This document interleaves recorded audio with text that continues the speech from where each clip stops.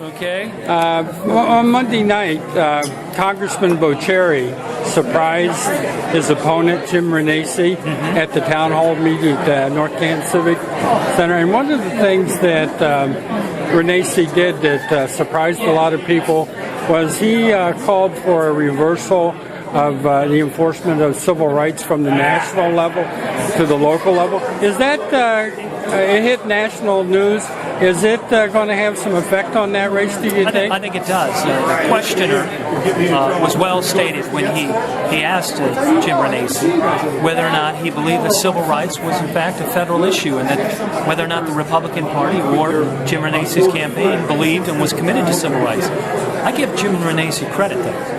At least he admitted that he thought civil rights was a local issue. He doesn't believe that the federal government has a role in protecting women or African Americans or Latinos, the weak among us. He doesn't believe that that's the case.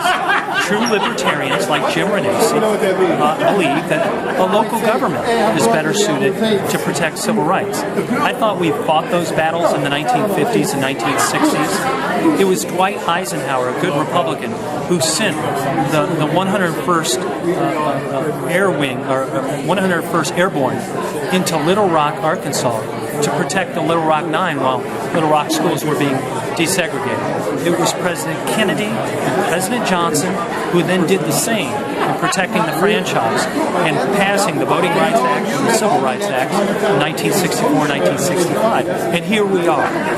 Here we are with the fellow who wants to be in Congress. I'm not making a moral judgment. He may be a good father and a good husband, but he is flat wrong when it comes to civil rights. Nothing defines you more in your position on these great issues of our time. Does he want to roll back the right of women to vote? Is he going to leave that to the Wadsworth City Council? Does he want city councils in Cuyahoga Falls to decide whether or not African Americans should be able to wed white Americans? Those days are in the past.